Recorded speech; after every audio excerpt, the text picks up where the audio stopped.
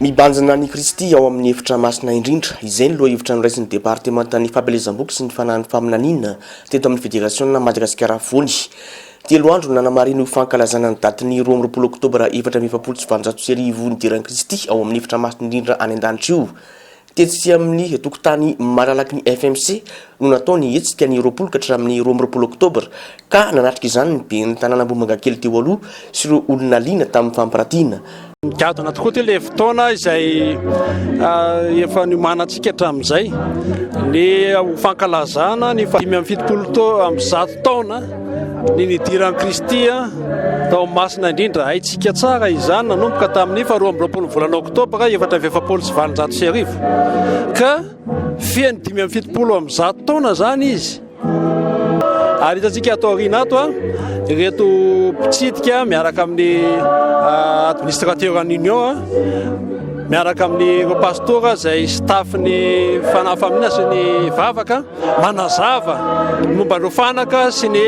fomba natao rehetra tato amin'ity taberna kely ity. Rehefa avy eo dia tsy mijanona eo ny tantara ary fantatsika adventiste tsara izany fa isika dia manaraka ny Kristy eny izay misy azy. Ity tandindona ny tetỳ tany, tandindony any an-danitra fa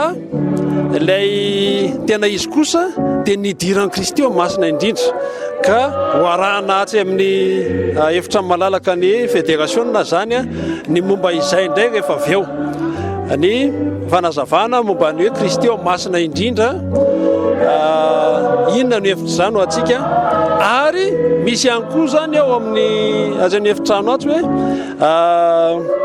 ny tantaran'ny fiangonana nidiran'ny afatra teto Madagasikara, afatra ny filazantsara ho an'ny fiangonana adventiste, ireo mpamakilay atsika ireo adventiste voalohany ny nizoran'izany ary nijanona ato amin'ny fédération Madagasikara voany moa le izy zany satria izay no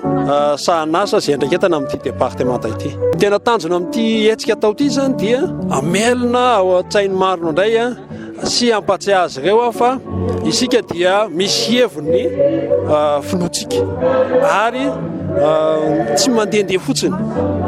fa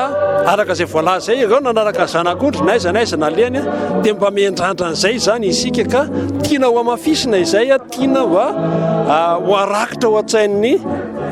sy ny olon-dehibe ihany na ny voavita batisa ihany fa hatramin'reto zanatsika izay mbola kely reto koa ary. Ny mahazava-dehibe azy dia amin'ny maha olombelona sika mora manadino ny olombelona kanefa zavatra tsy tokony ho adinoina fa tokony hampiarina eo amin'ny fiainana misy zany hoe mibanjina an' Jesosy eo amin'ny efitra masina indrindra izany fa hiakina ny famonjenantsika izany ka ho an'ny mambra rehetra indrindra ireo zandry ao aoriana dia tokony andalina matetika an'izany fanompam-bavahana tao amin'ny fitoerana masina zany satria tandindony le asa zay ataon'i Jesosy any amin'ny fitoerana masina any an-danitra izany ka sady mampitombo ny finoana mahabe ny fanantenana dia ahatonga antsika ho mpanompo mahatoky amin'ny fanarahana ny tompontsika.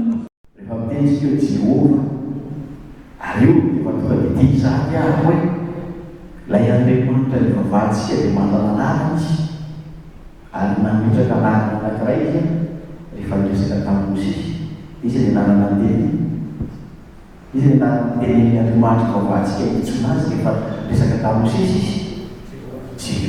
notohizana ny 12 oktobra atao amin'ny fiangonana amin'ny teny anglisy ny fotoana ka fiofanana narahana fiarahavavaka no narafitra izany. Isan'ny tondra fiofanana ny pastora Rakotoarson Johnny Tinaso avy eto amin'ny district Soamanandrariny.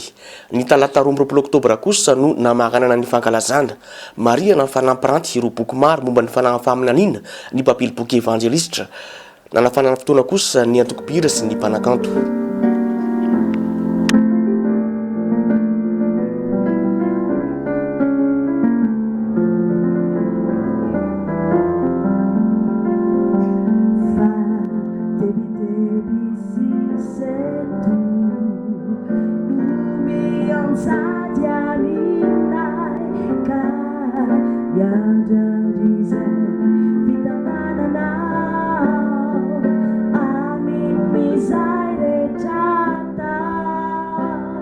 Kelieri tu kureri tumpu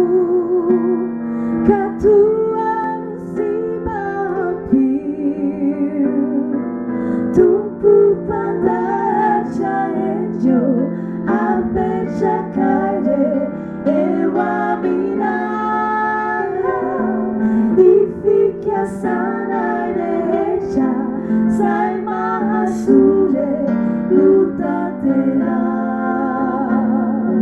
Tumpu pada cahenjo Apecha kaire ewa mina Ifikia sana rehecha Sai mahasure lutatera